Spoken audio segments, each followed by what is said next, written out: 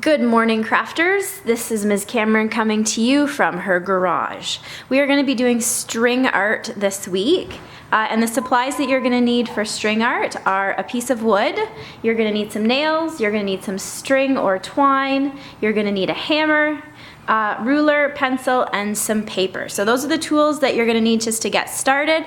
As you can see, I am going to be reusing some old Christmas decorations that I'm going to be pulling apart. So I'm going to be walking you through the steps of my project here today.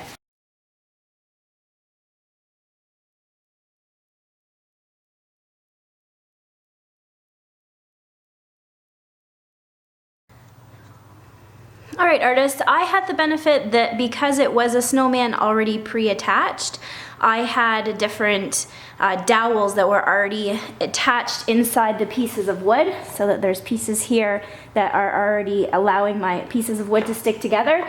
You can do one piece of wood. You can attempt to attach them potentially this way. I was actually thinking of taking a longer piece of wood and hot gluing them all together on the back. But according to this, I'm kind of been able to recreate a step, which is quite lovely.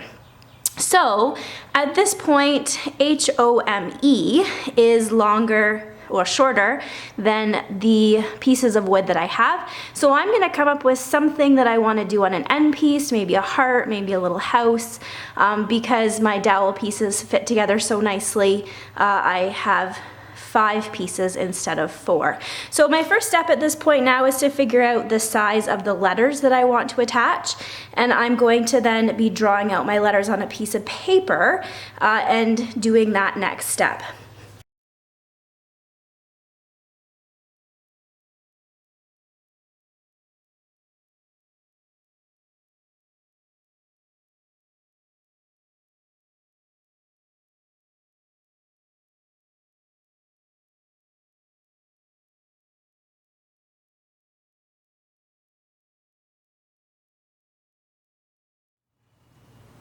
All right, artists, at this point, you are now going to put whatever design that you want. You're gonna take it and have your piece of paper and put it over your piece of wood. So I've chosen letters as my starting point, but you could choose an image that you print off the internet, and then you are going to move on to this next stage.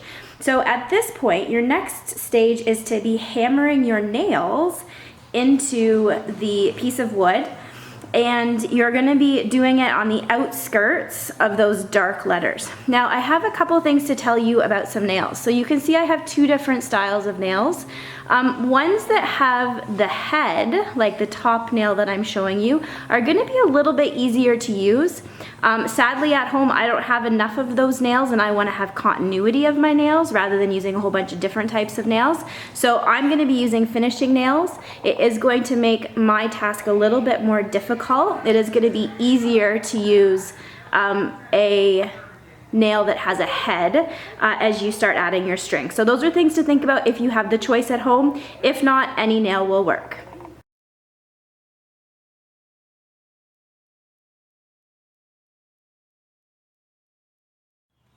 All right, artists, at this stage, your next step is to double check that you have a nail in kind of every key exterior point. So you'll notice that I did the outside pieces first, and then the extra pieces kind of along the inside. However many you use is up to you. I don't recommend going crazy, but you want enough pieces of nails in there so that you can have points where your string can attach. So I'm going to show you that next. So my next step is to peel off the paper, and then I'm going to be attaching my string. One pro tip I would give you about your string is make sure you leave a tail on your string.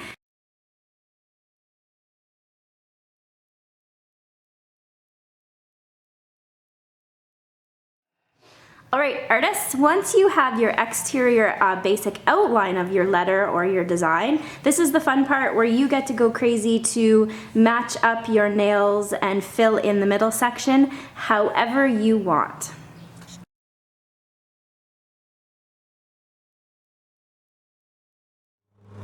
All right, my neighbor has started to cut his grass, so it might be a little noisy, but hopefully you can still hear me. One thing that I did forget, you do need scissors. So at this point, you want to cut the last piece that you have here.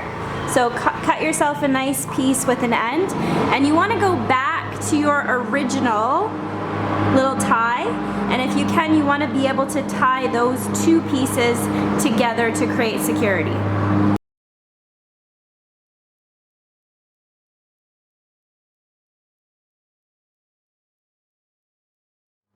Okay, so at this point, I might come back and do more layers of string on top of the H.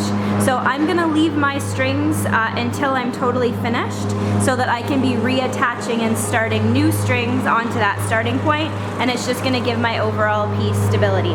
So at this point, I'm gonna pause the video and I'm gonna work on the O, the M, and the E, and hopefully by the time I'm done that, I can show you my last steps and maybe the neighbor will be done cutting his grass. Anyway, hope you're having a great day, and we'll see you soon.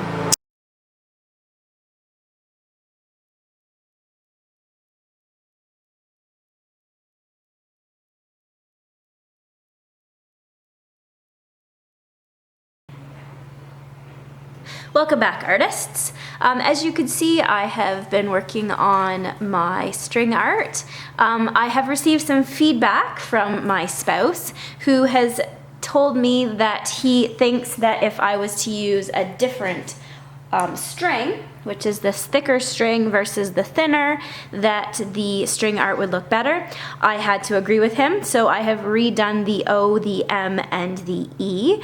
But I wanted to take you through a few of the steps that I did figure out as I was working through. What I've been able to create is a really nice